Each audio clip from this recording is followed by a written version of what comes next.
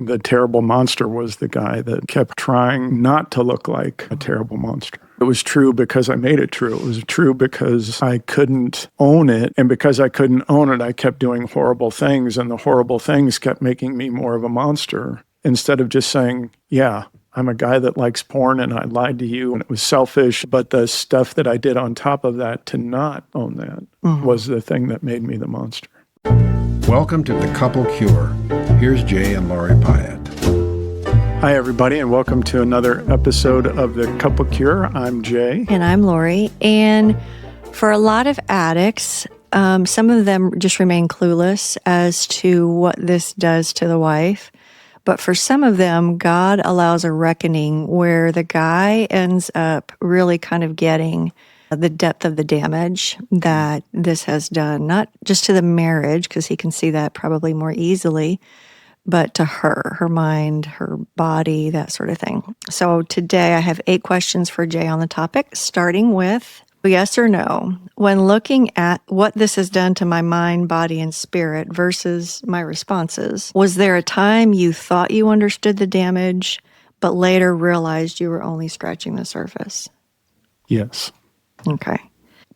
What part didn't register until later? I think the part that didn't register until later was like one of the word pictures I give guys is that, you know, if your wife were to always have a limp for the rest of her life, that it would be easier for them to remember what they had been through. I think for me, what I didn't realize until later is how deeply this had gone and that there's not like 100% repair. Kind of like the limp idea, you cannot ever get that part of your body to function the way it had. There's a part of your heart toward me. There's a part of the idea of trust. Some of those kind of things are not ever going to get to 100%. And my expectation that in some way they can set up more problems of like, but you're supposed to trust me 100%. You're supposed to do this and you're supposed to do that. And that's not the case.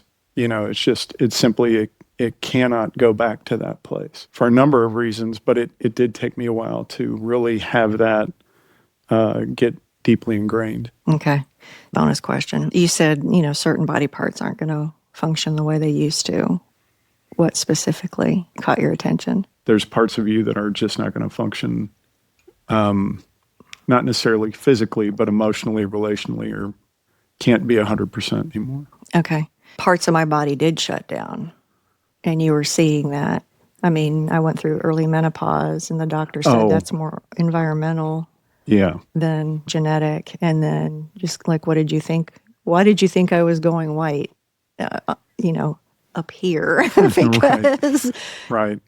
You know, that wasn't, early graying wasn't a thing in my family. I guess because of our ages, and I had a friend that went gray pretty young and some of those kind of things, I didn't really think of it as like, this is a direct impact of what's happened between us. Wow. At least I didn't put that together at first. It took me a while to understand that. Okay. And early menopause, same thing? Yeah. Okay. I mean, that one I think I was a little more clear on that there was stress and impact of the fights we were having, of the bad conversations, of those kind of things. And I'm sure listeners understand what was going on in my body. When somebody's under extreme trauma or extreme stress, parts of their body shut down. The unessential parts of the body shut down because there just isn't enough, you know, energy and that sort of thing to flow to all parts of the body. What was happening up here was cells were dying. You know, the melanocytes, I believe is what they're called. If I'm wrong, you know, let me know. If you have a better explanation, put it in the comments. But the way it was explained to me was cells were dying. Okay, number 3. Why do you think it took that long? Because that would mean I'm doing something that's having a negative effect, and I think I've kind of kept that hidden from my own ego or my own connection to the world One of the things he said was, I didn't know the impact that he was having on me. One of the best pieces of advice I got was, Jay needs to know the impact he's having, because I had up till then been pretty much shut up by kind of everybody around me. And I thought what they're asking me to do is he can just run over me, but I'm not allowed to say anything about it. Now, I did say stuff about it, and some of that led to this because he wasn't at a place of wanting to talk about it. And, we just fought, and that led to a lot of mistreatment and made things worse. So hopefully you're working with somebody who can help you figure out if that's going to go well, if it's just going to lead to something worse, if you use the typical approaches, or will it take more creative approaches in order to kind of get through the chink in his armor, because the stuff that got through with Jay was not my typical approach, was not the typical approach you would find in a book or in therapy. The things that really got through to him took creative approaches. So hopefully you're working with somebody like that. Yeah. Number 4, did you confuse my ability to function with healing, and do you think that delayed your own reckoning? Yes. What did that look like? There were times early after 2010 that you couldn't go to work. You were really a lot more clearly impacted. Later, you were getting up, you were doing things, you were functioning. And I thought, okay, she's getting better, as opposed to, no, she's just trying not to die. She's trying to,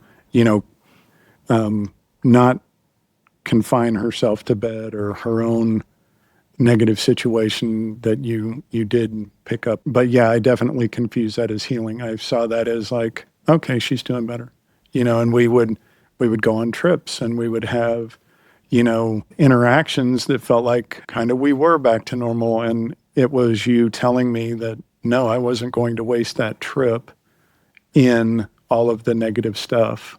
You wanted to enjoy that too. Mm-hmm. That for me was a real kind of eye opener of, oh, okay. What Jay's talking about is somewhat, time heals all wounds, kind of. But what I do want to say is time does not heal all addicts.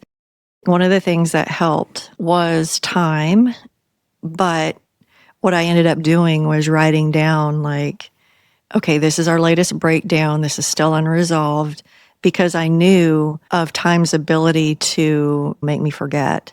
Number 5, can you remember one of the first moments when you really felt the weight of what you did? I can say there were times that I remember just being heartbroken over what I had done. That's why I came up with those word pictures, was to remind myself as much as anybody else that she's going to limp forever.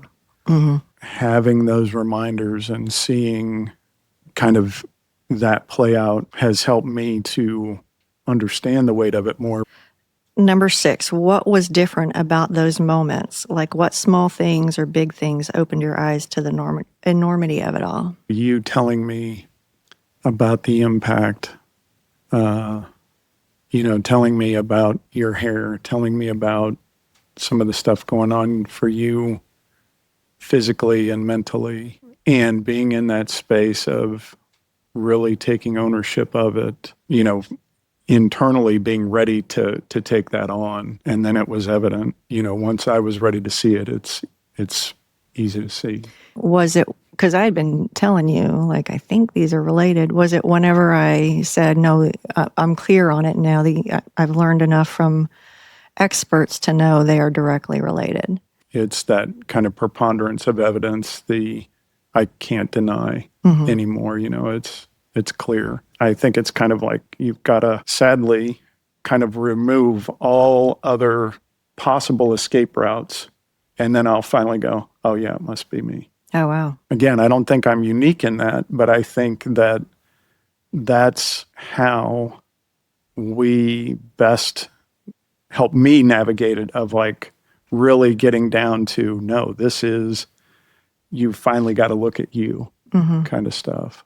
See, I can look back and feel like you really started getting it when this changed me to the point of I no longer was begging. I no longer was wanting to teach you. I no longer was wanting to rehash or be brought into a bad conversation. Right. It's when I got so protective of my own peace that I would rather us be separated in the home and not have to deal with old him at all. And it's not like I just planned on doing this out of the blue. We had had two, what I call cat's couch moments, where I'm like, oh, this changes everything. And I went from this marriage has to be saved to he thinks differently than I ever knew he did. And I have to take that seriously. My health depends on it. Right. And I need to continue to get space from that side of him. And I started seeing I could live that way a long time. So whenever I went through all that, that's when I saw that you really started going, oh, Yeah. I think before then I was like, I could change back. But after that, I'm like, I can't go back to thinking that God is going to step in and change him or love can change him. It's like, no, he kind of needs to see things in a way that is really, really skewed just so he doesn't have to be blamed for it or just to excuse, possible future acting out. Yeah. And I think that, like I said, one of those things was, oh, we're separated. I can't say things are getting better because I don't know if they will. It was like, no, the reason I'm sitting down here is because I did something and it's on me and I may or may not get a chance to fix it. And I was thinking the same thing too. Like you may or may not. Like I don't know if I want to give you another chance. Right. Number 7. Was there another moment when the old line, it wasn't that bad, finally collapsed? One of our first big separations that I was like, oh no, it is that bad. We wouldn't be talking about not just a breakdown, but a breakup, that it is that bad. Number 8. How did you feel in your body the first time you really understood the pain caused by your actions? Deep emptiness, like I'd lost everything and knew that it wasn't a accident. It was a consistent effort on my part to look a certain way, be understood a certain way. There is something about just this constant process of wanting to be seen a certain way. And that led to, oh, there may not be like a tomorrow for the two of us. Why does it matter how I'm seen or understood or whatever when there's no tomorrow? I would much rather be misunderstood and have a tomorrow or be wrong or, and have tomorrow than all the other crap that I was doing at that point. Okay. This brings up another question. So this is 8B. Like I'm assuming that for some addicts, possibly you as well, it was like, no, I could never show that. I could never admit to that. I could never let her know I've been doing this. So I have to lie. And then I have to use, and then I have to lie, and then I have to use.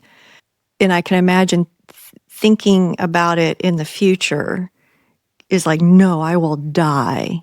Like I will literally feel like I'm dying or something. Like it's going to feel horrible and I can't risk that. Was it as bad as you thought it would be? Or did you survive it? You mean the confession piece? No, just you had just gotten finished talking about, the image management and right. After you were seen a certain way and after. Oh, yeah. Yeah.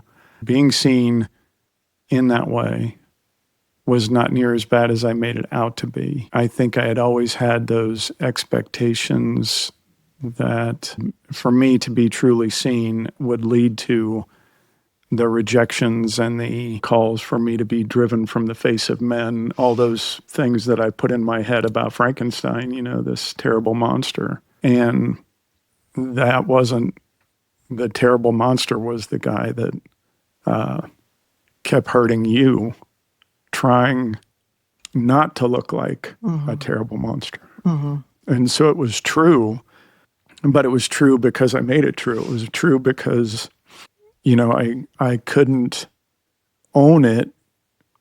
And because I couldn't own it, I kept doing horrible things, and the horrible things kept making me more of a monster instead of just saying, yeah, I'm a guy that likes porn and I lied to you and it was stupid, and it was selfish and I did all these other things. But the stuff that I did on top of that to not own that was the thing that made me the monster. Yeah.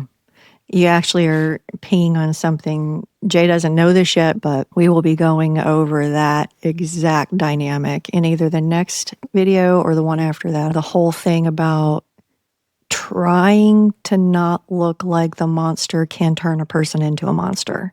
Yeah. Anyway, so those are all the questions I had.